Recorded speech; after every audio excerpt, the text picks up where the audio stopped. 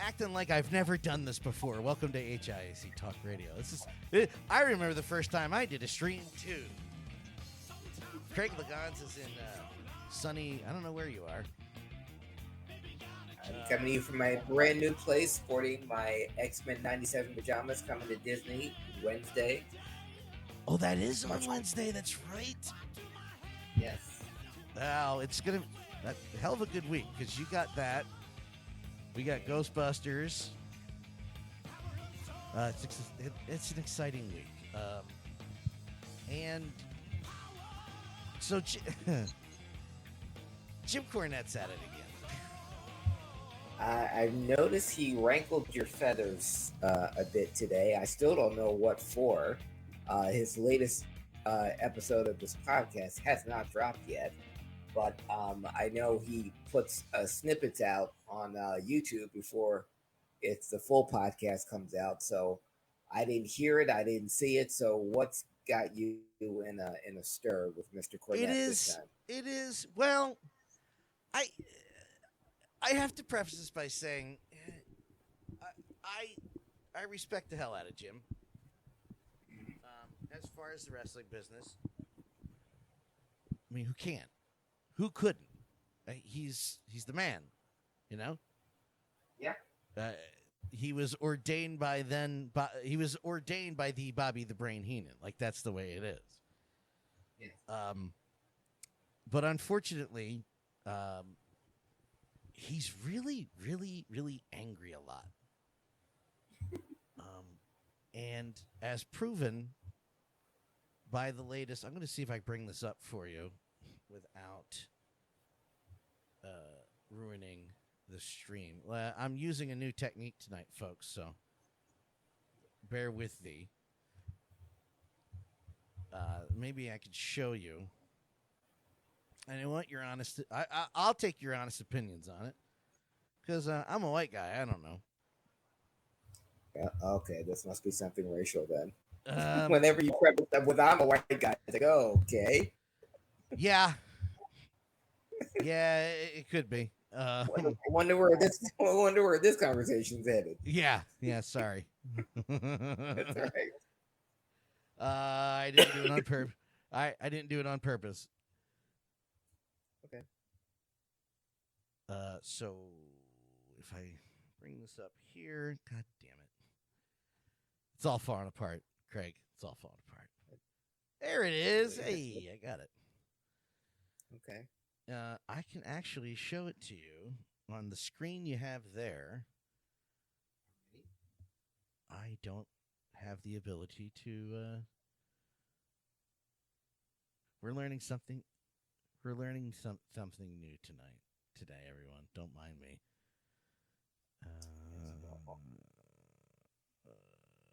You know what? I'll send it to you on your Facebook, and I get your live reaction. There you go. What a silly bastard. I just want you to... This was the...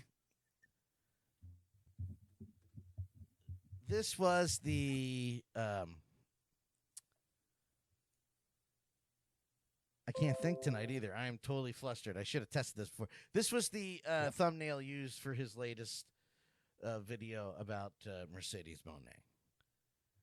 Okay, so what am I looking at here? I see artwork of him, a Jack in the Box.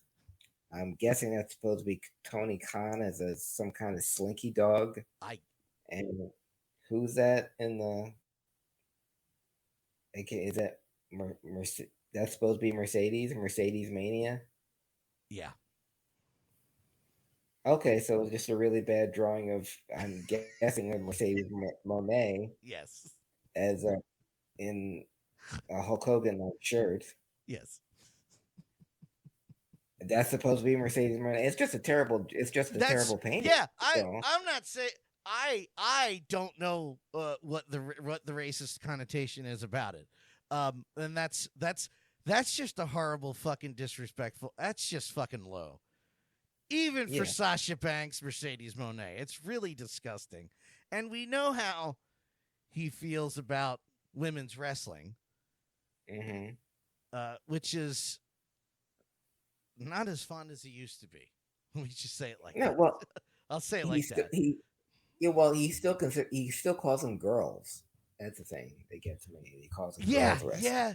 I'm glad you Yeah. said that because that bothers it shouldn't, but it does. It bothers the shit out of me. Yeah, and I would curse the artist. I know Jim Cornette didn't paint this or draw No, this he's or not. whatever No, he it can't is. draw. No, but yeah. So I don't see it as racist. It's just a terrible painting. It's just those. There's a whole pages on social media of bad tattoos of people holding up the actual picture they want on their arm or leg or whatever, and what the artist drew, and this looks like one of them. Again, that's supposed to be Mercedes Mone, correct?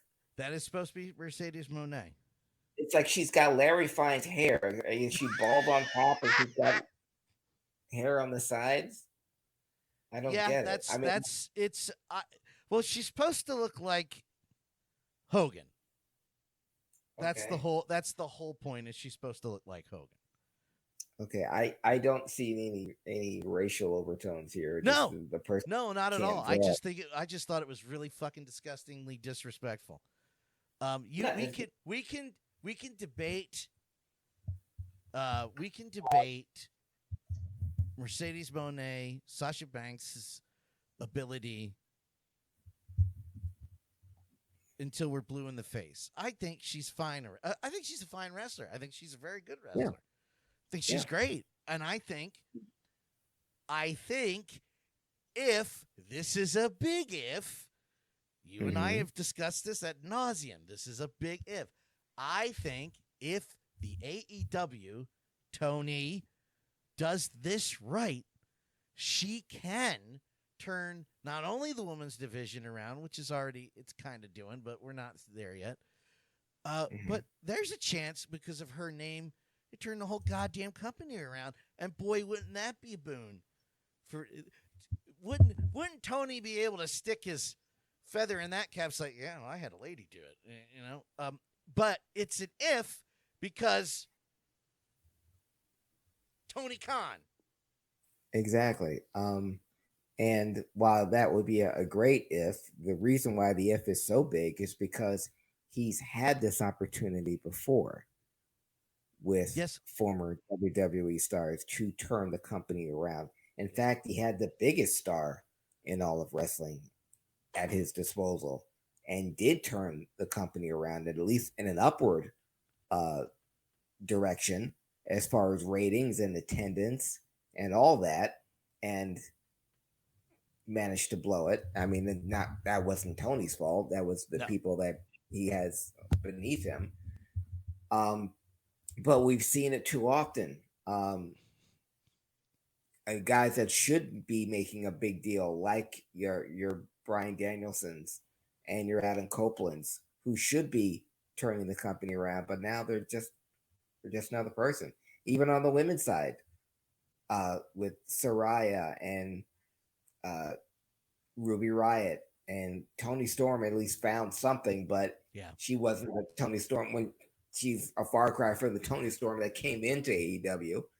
I mean, her timeless Tony is working because it's a great character and it's the only thing that's working in the women's division. But no, Tony's inability to book anything, or the fact that he is the booker, is the reason why you're not going to see. I would be surprised, or the big if is if Mercedes Mone could do something with it. I mean, they already dropped the ball, because why wasn't this? I know they did the same thing they did with Punk, and it worked for Punk, debuting in her hometown and not announcing it but not really announcing it. But I'm like, why not just do it?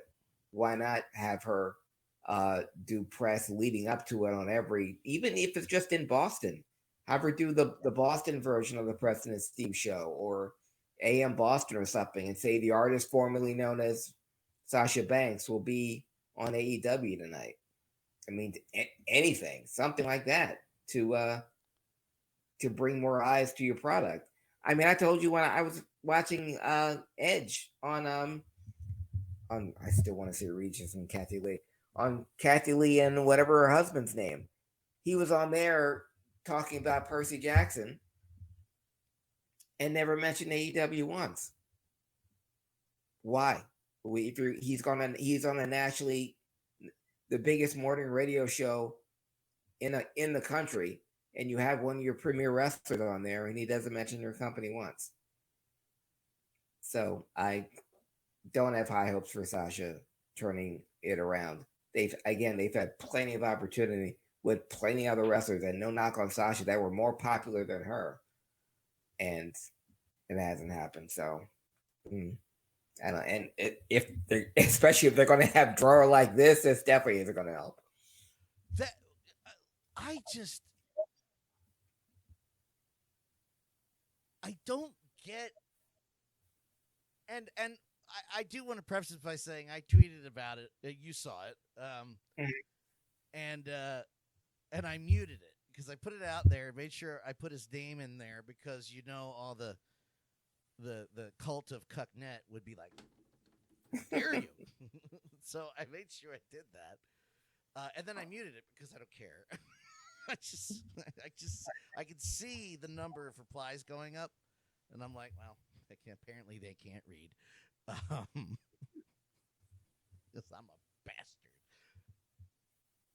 I just don't understand why she's fodder for it, and I think most people are looking at it as a racial thing. Let me rephrase that. Some people are looking at it as a racial thing because of his past great comments about wrestlers that are slightly darker skinned than most of his friends. And I know that, when somebody tells me, yeah, but he pushed New Jack, it's the same thing as somebody telling me, well, I have black friends. I'm like, don't say that. Don't say that. That's not helping. Especially because he's dead and he can't say anything now.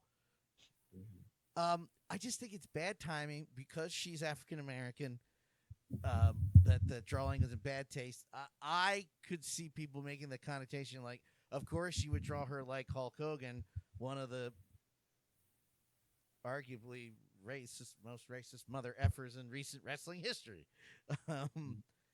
Just bad timing. And the fact that it got past his co-host and him, and they were like, go ahead, run with it. He already has a tough enough time being non-biased on that friggin' show. Again, he still calls the ladies girls. I don't know, how old is he now? 64? Yeah, something like that. Do you call your wife girl when you're anyway? Never mind. I'm just saying. I just work here. We should be talking about her debut, which I thought looked great. What they do going forward is a whole other discussion. Yeah. And now we're talking about Jim, which is partly my fault because I could have ignored it. But he does. God damn it. He gets under my... Shut the fuck up, Jim. Don't watch it. It's a grift. At this point, you know how people throw out the word grift to the right? It's almost a grift because he doesn't like it. He's very clear, and more power to him. Having it, you're allowed to not like it. But that's the gimmick now. We know the game, and after 12 weeks of it, can't believe I went that long with it. I was like, okay, I get it. You hate the little Asian wrestler. They're girls. You don't like AEW. I'm moving. Listen, I don't like it either. But can we find the positive? If I'm calling out the positives, you're very negative. Is all I'm saying. Jesus Christ. I don't know, Craig. Go ahead. You were going to say something about her debut anyway. No, her debut was great.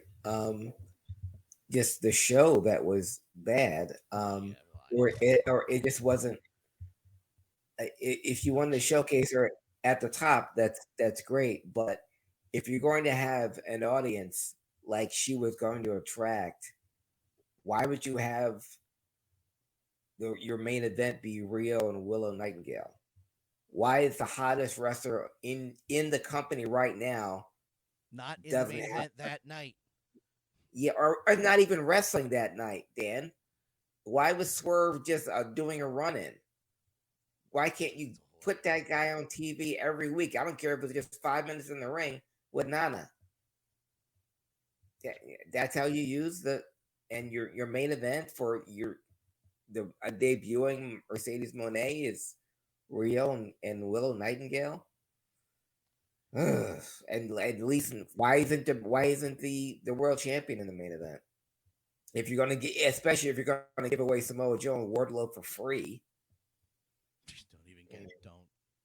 even get me started on that. Yeah, so her debut was fine. The show she was on sucked. When you have a built-in audience like that, you got to do better than that. Yeah, because you're not gonna get Sasha Banks debuting every week. So no, that was it. That was the one shot. She should have immediately been thrown into a main event. Now, I'm 100% thrilled that Willow Nightingale was the main event. I've been watching Willow for years. But then have her go up against. Now I know they're running that as a friendship, as far as I know. However, let's stay positive here, Craig. There is still a chance he can make this right. His track record states otherwise, but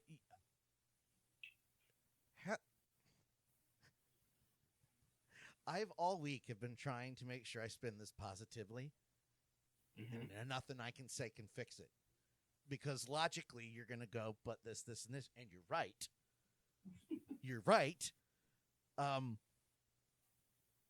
I was mentioning, you have a golden opportunity, and your counterpoint, very honestly and astutely, was how many golden opportunities he had. How you haven't learned your lesson at this point. Be cliche, Tony. And I'm not talking trash. I'm not calling you out. I'm not being mean. You did throw Ric Flair in my face again with Sting. He could barely get in the ring, and he. The only thing bad about that match, in my opinion, I know how you felt about the match, but I'm saying the only thing that took me out of the match is when they double super kicked Ric Flair and he barely took it, because quite frankly, Ric Flair shouldn't be in the ring anymore. Period. On top of the fact that he's a sex pest. However, be cliche. Put her in every segment. For God's sakes. Overdo it. Do the Vince McMahon thing. Not the rape. The throwing people down our throats. It's Mercedes fucking Mone. Bayley was there. Yeah. To watch her friend debut. Trinity was there to watch their friend debut there. You have literally the entire wrestling world watching your show. Use this. Do not make the same mistake you've made 20 times over. Why is Chris Jericho still... Why is he not mid-card or lower at this point? Why is he still there at the top? It's Chris Jericho. 20 years ago. Yeah. There's so many. Why is Daniel Garcia on your TV every week, but Powerhouse Hobbs is not? Swerve Strickland. Yes. Shane, watch that kid. I say kid. I watched that dude in CZW when he was a kid. A young adult, I mean. He's right there. You have a chance to be opposite than everybody else. He's not on the show. This reminds me of late 90s WCW booking. Oh, God, it does. Yeah. But I mean, Courtney Cox was in the audience. She's the star of the #1 show on television in your audience. Why wasn't she on the microphone? Why wasn't the camera interface asking Courtney Cox, where's you're the star of the #1 show on television? Where would you want to be? I want to be right here with WCW because WCW is the best. You know what makes that worse, Craig? Is you remember what happened the next week, or was it Thunder? Mm-hmm. When they had not only Courtney Cox on segment acting in a segment or two with her husband, the current WCW heavyweight champion, David Arquette. But at hour 2, you had fucking Kurt Russell. And you did nothing. It wasn't advertised. It wasn't talked about. It was. Or when they told, or when they wanted to use ER, the number one drama on television, wanted to use Goldberg, and Eric or whoever in charge said no. So they created this character on ER called Kornberg, who looked just like Goldberg, but they said no. No, we don't want Goldberg to be on the number one show on network television. That whatsoever. When ER was like, they had this wrestler in here who got hurt, and they were like, you know what that is? That's Kornberg, man. He's a world heavyweight champion. And found out later and they said everything that he looked just like Goldberg, acted like Goldberg, and everything. And yes, at the end, found out later on a newsletter, that they approached WCW by using Goldberg, and they said no, they couldn't spare him. What the for it? Like, make room, make time in your schedule to put your number one star on the number one show on network television on ER, and you couldn't do that. You couldn't put him on and with the WCW Heavyweight Championship. And no, but yeah, Bobby even said that. You find a way, make it work.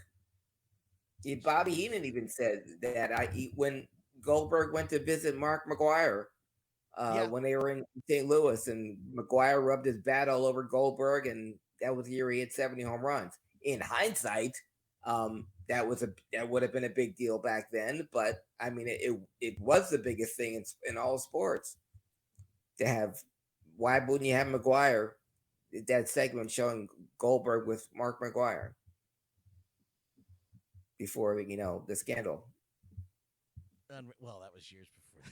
Yeah. But I mean, but this, and not to get up on a tangent about all the horrible WWE booking mistakes. I'm up for it. But AEW is going along the same route. If you're having your stars getting national exposure, like Adam Copeland on Kelly and Mark in the morning, or not advertising Mercedes Mone, or you can just say, and there's nothing wrong with saying the artist formerly known as Sasha Banks.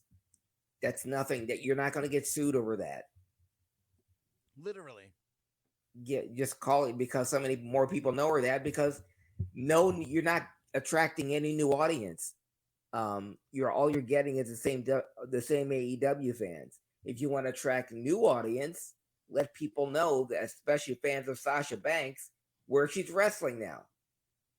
It's like when Kurt Angle got stopped in an airport and said, "Man, we miss you wrestling. I didn't know you retired." He goes, "I'm not. I'm in TNA." The hell is that? Is that something that happened? You didn't know that story? No. Kurt Angle's been with TNA for 2 years, and he got stopped. He was in the airport. Some fans that had all this WWE merch, and said, "Oh man, we miss you, man. We didn't know you retired. I think you stopped." It said, "No, I didn't stop wrestling. I'm with TNA." And I'm on TNA. I didn't know that. But it's branding, it's perception. Obviously, that WWE is a major league, and if you don't wrestle there, you don't wrestle anywhere. But that's TNA's fault for not getting more eyes on it. You pricks. Yeah. So AEW has, right now, they draw the same audience they always draw, because all they have is AEW fans. When you had someone like a CM Punk that could bring you new fans, because people were legit wondering where CM Punk was, or why he's not wrestling anymore, and you got new audiences, and you got a new crowd, you got CM Punk fans there they'll follow him anywhere. And I'm sure Sasha can inspire that same kind of loyalty if you market it right, if you let people know this is where Sasha Banks is now. The artist formerly known as Sasha Banks is on AEW weeknights. Wednesday nights, 8 o'clock It's a weeknight on TBS. It's a weeknight, yeah. So yeah, I'm interesting to know. I wonder what they'll do with her going forward. Have her win the AEW championship right away. Right, like now, tomorrow, like yes, not tomorrow, not after breakfast. Now. What say you, Britches? Say you, Fuzzy Britches? Hey, what say you, Fuzzy Britches? You know, who's doing it right now? Who's doing it right, Dan? You wanna hear Dan positive and throwing away his bitterness? I'd love to meet positive Dan. Where's he been? He's right. I've been pretty positive about Ghostbusters, man. I don't know. That's a lie. Announced 20 minutes ago by Sean Ross Sapp, the guy that apparently has no sources and is a loser, and Jim Cornette's fine. And Dave Meltzer's still relevant. Yeah, no, that's true. At GCW Collective, April 4th in Philadelphia, Penn's Landing, whatever that building is. What fucking building is that? Caterers? I guess it's a big building. Penn's Landing Caterers. At Josh Barnett's Bloodsport X. TNA wrestler Masha Slamovich will be wrestling WWE wrestler Shayna Baszler. Wow. I saw that Shayna Baszler was wrestling in Philly. I didn't know who she was wrestling. She's wrestling some from TNA. Obviously, this is the Triple A H wrestling for, and that is the Triple H. Yes, go ahead. You got it. I was saying that's a Triple H influence now because now WWE wrestlers can accept independent dates, something that they could not do under the Vince regime. So, and you might see more of that WrestleMania week, because that's where indies get most of their, big revenue during WrestleMania week. Wherever WrestleMania, the host city is, we'll see a bunch of local indie shows pop up in and around that to capitalize on the influx of people in there. So I would expect to see more WWE wrestlers who may not have a match at WrestleMania pop up on an indie show or two the first week of April. That is something I never understood. Even like I guess I understand a little bit during the Monday Night Wars because it was those two conglomerates against each other. I'll give you that. But after that's over, I never understood the old man mentality of not sending a wrestler somewhere. Like that Brian Hildebrand tribute show. No. Yeah. Yes, it was. They were there, but they that was probably the last time. Well, what show am I'm talking about the one where it was Brett versus Mankind. Yeah, that was in Texas. That was that Terry Funk's last That was supposed. Well, it was his first last match. Yes, one of his last. Yeah. Yes. But I mean that's an example. But the Brian Hildebrand one, there was WWF and WCW guys on that card. Yeah, that's right. Yes, it was basically ECW, WCW, and WWF wrestlers. And the first two Brian Pillman Memorial shows were WWE and WCW guys. Why does someone have to die? Yeah, that's true. For this to happen. Yeah. Just goddamn put the show on. There's nothing wrong with that. That helps everybody. And you know what? Yeah, help the independent wrestling scene. Send somebody down there. Someone that that probably won't get hurt. If you're worried about injury, I ain't gonna do anything to fuck that up. Kick my ass. I mean, me if I was a wrestler. Me now, certainly, of course. those are two names. First of all, Slamovich's name is big in indie wrestling, so that's going to be huge. Going against Shayna Baszler, that does a lot for her, does a lot for Shayna, does a lot for GCW and all the other indies down there. Because now you're going to go, what else is going to happen this weekend? We are all here in the same place. Literally anything could happen. Mm-hmm. That is something that needed to happen years ago, and now that Vince is gone, thank God. I hate the way it happened and who was hurt on the way. But he gone. Now we can do this. That's huge. And I am that just bought that ticket. I'm down for that. And how long before an indie show occurs where there's a WWF star and an AEW star on it at the same time? Actually, I have to look into that card because I believe there is an AEW wrestler on that show. I will look at that later while you're doing hopefully a historian segment like right now, unless you had something else you wanted to bring on.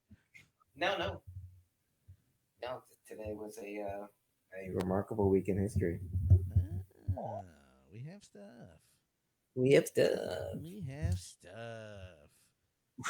Whenever our favorite radio station talks about the tickets, the giveaway tickets for the boat show, I go immediately to to PCU. One of my favorite movies that's still not available on DVD or on any streaming services. But I just remember the scene where near the end of the movie, I mean, he says boat. Yeah, President Steve say boat show, but when the Dean Leslie Walter is trying to chase a heron, and we want to thank the wonderful Dean for the amazing bird show, the wonderful bird show, I remember a lot about that movie. I don't remember that. Every time we hear boat show now, I think it's the boat show, the wonderful boat show, the one and only boat show, the wonderful boat show. And that's enough vamping. So let's go back in time.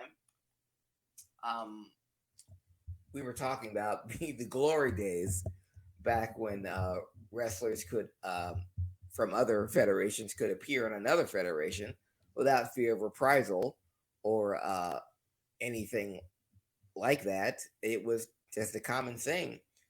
Wrestling was a hit in all 50 states, and wrestlers from the NWA, the AWA, and the WWF could all appear on the same cards. And as long as you made your bookings, promoters had a handshake deal. Hey, we want to bring in one of your guys from the NWA over here in the WWF on Madison Square Garden. Great. Hey, yeah, I know I'm the current Intercontinental Champion. My name's Ken Patera, but I'm also the Missouri State Champion in the NWA, so I'd like to wrestle in St. Louis at the beginning of this week and wrestle in Madison Square Garden by the end of the week. Sure thing, Ken. As long as you can make your bookings, we got no problem. The good old days. That's what we call the Wrestling Historian. March 13th, 1983. Landmark day in professional wrestling, because on March 13th, 1983, 41 years ago, this week, we had one of the biggest matches that was unfortunately left off of the A&E biography of the great Sergeant Slaughter. I don't know if you guys have seen it. That is your homework, to check out the A&E biography series. This past Sunday, it was who was it? Oh, Diamond Dallas Page. I was gonna say DDP. DDP, but the one before that, last week's, was Sergeant Slaughter, and they showed what I love. And even if it's a wrestler we know so much about, they showed early stuff. I didn't know he was a member of Vern Gagne's training camp, and that I didn't know that he beat the shit out of Billy Robinson once during a training set. Didn't know anything about. I didn't know about the Pretty Boy Bob Remus days, where he would come into the ring in a pink robe or a pink Mighty Mouse shirt and had blonde hair and it was modeling himself after superstar Billy Graham. I'm saying all this to say that when they did the Sergeant Slaughter biography, they mentioned his time in the Carolinas after his first run in the WWF and the boot camp match with Pat Patterson. That was a must-have among early tape traders. His match in Madison Square Garden. The amazing bumps he would take, because Sarge was a big guy, but he could sell his ass off, especially for a top babyface. But when he left the WWF, he went to the Carolinas for 2 years, where he was the United States champion, and he got over another young talent named Don Cornette, and they were the NWA Tag Team Champions.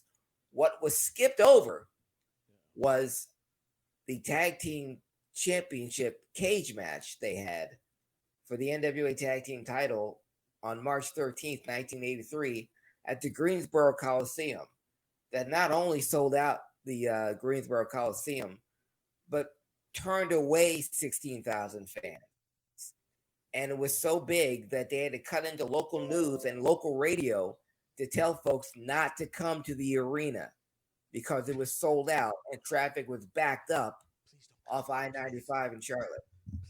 Yeah, they were literally telling wrestling fans, stay home. There are no tickets left. Don't come to the arena because the people that are being turned away are causing a traffic jam that's backed up most of the highway. That match took place March 13th, 1983, with a loaded card, including Roddy Piper versus Dick Slater and Ric Flair defending the NWA Heavyweight Championship against the United States champion, Greg Valentine, and that went to a 1-hour draw. But that was neither one of those were the main event. The main event was the NWA Tag Team Championship match between Sergeant Slaughter and Don Cornette, defending their belts against Ricky Steamboat and Jay Youngblood. Steamboat and Youngblood would regain the NWA Tag Team Championship in one of the loudest, most raucous crowds you'll ever see. And that gave birth to Starrcade 6 months later. That's how important that match was, March 13th, 1983. Far-reaching repercussions, and it changed the business. It changed the NWA, and it changed Sergeant Slaughter's career. Not that you would know it in the A&E biography. Just say it never happened. Gold. Okay, we're gonna go further on to the week that was. Dan, we have talked about a very serious loss that occurred. It's been 30 years. March 16th, 1994. I can't believe it's been 30 years that we suffered this loss. It's something that's been talked about, it's been brought up, and it still leaves a mark on a great many people. That it's hard to believe it's been 30 years since we had to say goodbye to Mick Foley's ear. Oh, fuck you. March 16th, 1994, Dresden, Germany. Vader, Cactus Jack, steel cable ropes, and a lost ear. 30 years ago. Goddamn elevator ropes, man. The elevator wire. Elevator cables, doubling as ring ropes. Cactus did his tried and true spot, being thrown over the top rope and getting his head caught in the ropes. Not so much ropes as, again, we're saying steel elevator cables that were cutting off his windpipe. Those man things had done that that. actually hold up elevators when you're going up and down those, that is what we're talking about. That is what was used as ring ropes in WCW until the end, I believe. Yeah. Idiots. Well, in trying to extricate Jack's head from the ropes, that's a good way of putting it. it managed because of the steel-like cables. It was a vise-like grip because, again, Mick Foley legitimately couldn't breathe. Again, I was going to say he's done this spot where his head gets caught in the ropes many times. It looks spectacular. It looks like it added to the mystique that was Cactus Jack because he had done it on Indies and it looked like, oh my God, he's gonna, he's good. But this time, again, they weren't ropes; they were steel cables. He couldn't breathe, and to get his head out, he squeezed it through, and his head came through, and his ear came off. Not all the way off, but when he got hit by Vader, that's when they did come off. Thankfully, Gary Michael Capetta, the ring announcer, was there to grab what's left of his ear and run back to the dressing room and put it on ice. Into which Ric Flair just brought, what the fuck you got there? And Gary had to say, let's make Foley's ear.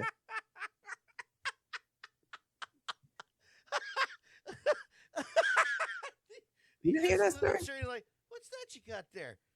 That's Mick Foley's ear. Yeah. Huh? Yeah, Gary Capetta told that story in his one-man show that he does. And he still tells the story.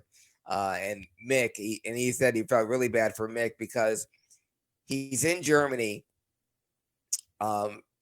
with a referee who spoke fluent French and no one spoke English. So he was at a serious disadvantage of trying to get his ear reattached, which he never did. And again, that added to the growing mystique of Cactus Jack. But 30 years ago this week in wrestling history, we suffered the loss. We all suffered the loss of Mick Foley's ear. Yesterday, it was all over social media because people were still talking about it. 22 years ago, I can't believe it's been 22 years, March 17th. Some are calling it, I know Bully Ray, among other people, called it the greatest match in WrestleMania history. I disagree. It may have been the loudest crowd. But WrestleMania 20. Yeah, I saw this discourse bullshit. Yeah. 68,000. Yeah. 237 in Skydome, WrestleMania 18. Undertaker versus Flair match pissed me off. Triple H versus Jericho for the undisputed heavyweight championship of the world. Triple H had the world. Yeah. And Rock versus Hogan. Again, may have been the loudest crowd ever, but certainly not the best WrestleMania match ever. It was good for those two, especially Hogan. He was working with a broken rib, but magnificently booked by Pat Patterson. But happened, 22 years ago this week, March 17th. Yeah, and you realize how early WrestleManias were back then. And I just wanted to say, and I agree. I have no argument against what you just said about that match. Perhaps we could use some of the atmosphere of that match. Yeah. But that match, I can name every match on that card was better. I mean, really. Yeah. In quality, it just was because Hogan was who. And this is not Dan. This is not Dan saying fuck Hulk Hogan. This is Hulk Hogan after 30 years already, and already bad knees, already a bad back, and his ability, and The Rock. The Rock wasn't the problem. It was just Hogan after all that mileage. So, no, of course you weren't going to get the same match that you were out of the rest of that card.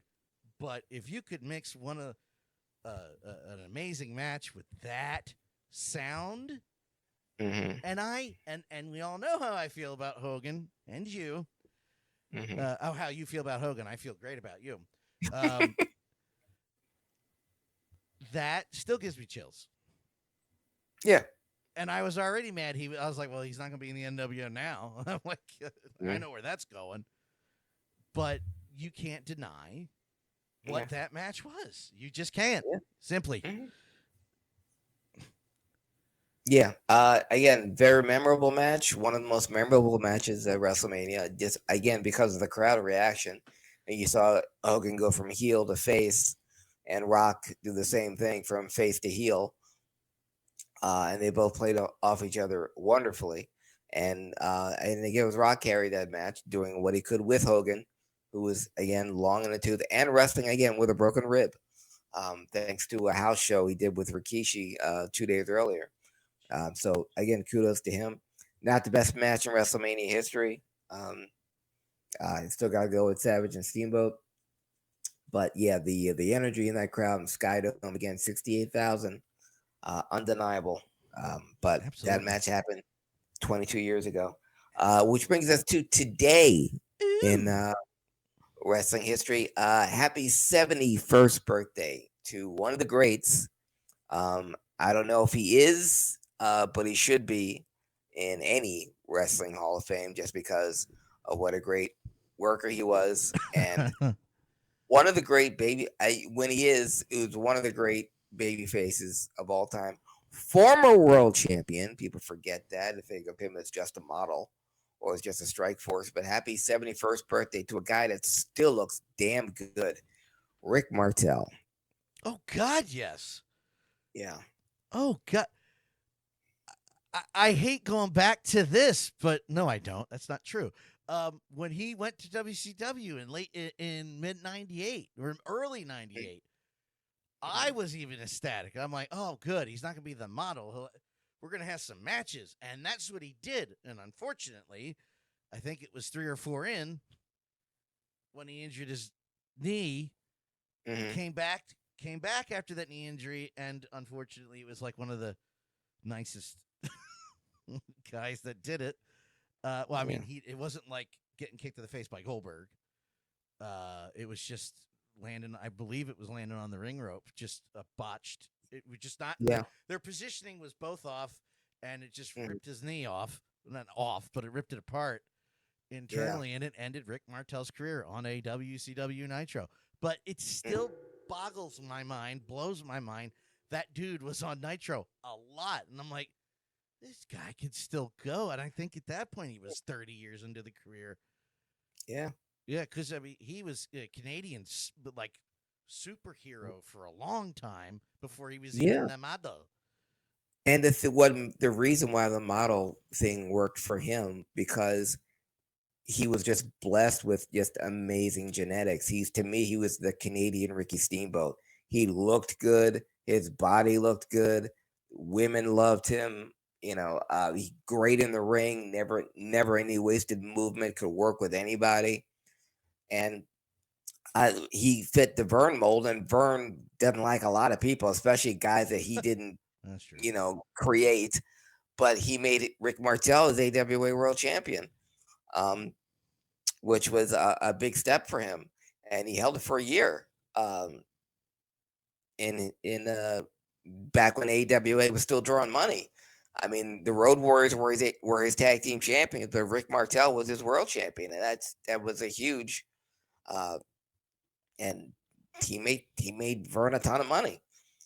And he go from that to working his way from the bottom pretty much in the WWF to Can-Am connection with Tom Zank, and Tom leaves, and then he makes Strike Force. Pretty much everything is Strike Force was supposed to be him and Tom Zank. And Zank left, and but he and Tito made darn. But tag team champion, and that turned him into the model. And again, had a great career. He should be in the Hall of Fame, if not just for his work as a heel, as a babyface. He was a prototypical white meat babyface everywhere he wrestled. Again, because he had that smile, and because again, just great looking, great body, great. And his body, when he was AWA champion, he looked better in the 90s when he was the model than he did when he was a world champion. Again, so ripped on WCW. Exactly. And again, like Steamboat, always in shape, always kept himself in tremendous shape. And if you look at him now at 71, happy birthday, Rick. He just looks He still looks amazing, Jesus but Christ, he's an only amazing 71. career. Yeah. Uh, Wow. Amazing career, but happy birthday, Rick.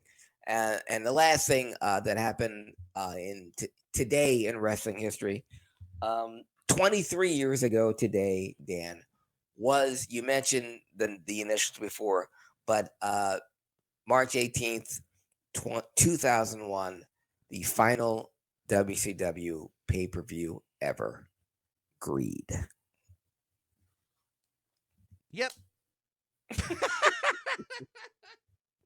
Giddy drum drops. It's a good show. It's a shame because I really, I mean, no. Did I think, was it going to save WCW? Who the hell knows? I don't know. But were they finding a stride again in the mid, which was former mid card and the younger kids? Well, gee, baffling answer. Who knew? And it just wasn't meant to be. It was a good show. Just put the young dragons in on the opening thing, man. That's all you need. Yeah. Good reason. And that, gentlemen and ladies, is a wrestling historian. I'm just, I want to, anybody who's watching this, if you're listening to this, it's not going to sound any different. If you're watching this, I spontaneously decided to use a brand new thing to record and stream the podcast portions of the stream. So sometimes I was hitting the wrong button. It was cutting back to me instead of Craig. I'll learn this within a week. But the reason why I'm going this way, A, it'll be easy because the podcasts are all going to be transmitted live in the same night, and then I can edit out of that. And B, leaves me less work to do on the back end. No comment. We always like doing work on the back end. Tomorrow night, Greg will be going to see Ghost. Oh, am I supposed to say that? You can say that. Oh, okay. Greg's gonna go be seeing Ghostbusters, and then I'll be seeing it 2 days later. And actually, before I get distracted and we leave, hanging up behind me, I don't know if you heard today. I did hear today. Well, I only found out about an hour before the show. I was like, how did I miss this? But I'm hanging. Yeah, I heard it this for morning. For those who are watching, I'm hanging Mr. Wayne Simmons. I bought this 2 days before he got traded.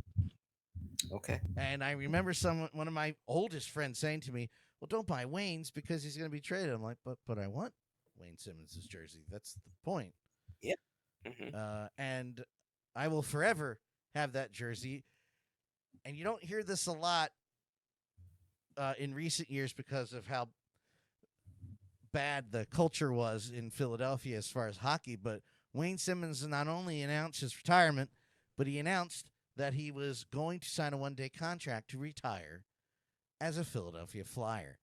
I love it. Beyond ecstatic for that. I cannot wait. Do yourselves a favor. Not only look up Wayne Simmons fight highlights.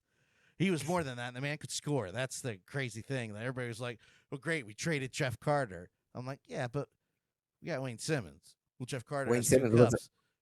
Wayne Simmons was an all-star for the Flyers. Wayne Simmons was an all-star. Wayne, there's great footage. I forgot who PK Subban's talking to, but it's during one of the outdoor games. Maybe it's during one of the outdoor games, but he's talking to someone, and he says to PK Subban, you think I can get Wayne Simmons on my card? Meaning fight card? Yeah. And PK just pauses and goes, you could not fight Wayne Simmons. Most people couldn't. No. There's a few, but most couldn't. Not only that was he was just fun to watch. I'm so glad he was a Flyer, and I'm so glad, like I said, with the recent hockey culture in the city, that he decided to, I'm retiring a Flyer. That's amazing. I'm looking forward to seeing him in orange and black one last time. It'll be emotional, and I cried everything. So I had his bobblehead doll, and I gave it to my brother for his birthday because I know he wanted it more than me. I have his Funko. I still have his Funko Pop. Okay. I have a Claude Giroux. Yeah, I have a I have 3 Flyers Funko Pops. Well, no, I have 4. I have Bobby Clark behind me. Mm-hmm. Right there. I have Wayne and I have Clud. And I have Okay. Gritty. So, yes, Gritty was the 4th. The Holy Triumvirate. Yes, the Holy Trinity. And he's standing next to the Fanatic, and then who is standing next to Ozzy Osbourne. I just wanted to mention that because it's my show and I'm selfish. Craig, where can people follow you? They can follow me on Instagram, Facebook, X, Twitter, Threads, at Craig Ligons, CraigLiggeons. I do want to point out to all of our wrestling fans, we do a wrestling podcast, even though we spend a lot of time talking about hockey and thumbnail sketches on YouTube. It was wrestling related. There's a brand new season of Dark Side of the Ring out every Tuesday at 10 on Vice. They've had 2 episodes so far. The first one on Earthquake, John Tenta, which is really good. It's odd that, we usually talk about people that they, their careers have gone off the, it's dark. This wasn't dark. It was just a tale of a guy that was a pro wrestler, had a lot of notoriety, and just, it was a tale of one person's career. Bret Hart had a great story about John Tenta, saying how much he hated being a heel, because when they go to airports and and he'd see kids and his face would smile and the kids would run away from him, because they were so afraid. And Bret Hart said, and that crushed him, man. And like that, he'd have his head down on the plane the whole way to the next town because he loved kids. And I didn't know anything about John Tenta, the man who had 3 kids, and was after, and how far where his career went after Earthquake. And you saw the clip of Haku laughing at the Shockmaster video, which he had never seen apparently, and his laugh is like that should be a ringtone because it's infectious, the fearsome Haku. And that's my only gripe about the episode. Why, if you're talking about John Tenta Earthquake, you have to include the Shockmaster video in there, just because he and Uncle Fred were both in WCW at the same time. But anyway, that was last week. 2 weeks ago. Last week's episode entitled Buff and the Bagwells is so good. It's traditional Dark Side of the Ring stuff because you get to see how Marcus Alexander Bagwell completely fucked up his own career. Even though a lot of it wasn't his fault. The broken neck he got from Rick Steiner when that botched Bulldog wasn't his fault. On Thunder and a live Thunder that you and I both watched. And when we saw the rest, I said, what happened? Then we saw the replay. It's like, oh, that's what happened. Oh, shit. The addiction to pain pills and the alcohol was his fault. Shooting his father. Yeah. And fuck that guy. Yeah. And but see the episode if you haven't seen it. Please check it out. It's on Vice, but it's also on Hulu. Full episodes. And this week's episode, I believe, is tomorrow's episode, I believe, is Gentleman Chris Adams. Oh no. Yeah, they got some good subjects. Yeah, Chris Adams, Terry Gordy, Harley Race. We get some Chris good. Adams one's gonna depress the shit out of me. God damn it. Yeah, it has 10 episodes. With episode 10 being Black Saturday, so we got a lot to look forward to. It's not all death and destruction. It's not all death and destruction. Even though it's weird they're doing Black Saturday and Ole just passed, so he would have been a good person to talk to about. But thankfully, a lot of the folks are still around that can talk about the episode. But yeah, Dark Side of the Ring, I just had to plug it because it's really good. Season 5 just started, so we're taping this on the Monday, but new episodes every Tuesday night at 10. Please give it a watch. Did you get paid for that? No, I get paid in hugs. And check Check out X-Men this Wednesday on Disney Plus. X-Men 97. But there's a non-binary character. I know, Craig. I know. My own partner on my other podcast had to point that out to me, and I had to the blood in my mouth from biting my tongue for like, who gives a fuck? You know these whole nother podcast. HNP, because these people aren't kind of real, so it really doesn't matter if they're non-binary or any. Of course, Rob would bring that up. Of course, and they're mutants. Well, Rob's not happy that Pedro Pascal is going to be Reed Richards because he's miscast for some reason. How? I don't know how a make-believe character. There's no fucking answer. Nobody in the world, even Rockstar fucking Rob, can answer that fucking question, and you can send your angry messages on social media. Dan183 on Threads, on Twitter, X, Facebook, Instagram, Blue Sky, Hive, your mother's ass. Who cares? Shut up, Rob. You know what? See you in 2 weeks. Keep it on the page.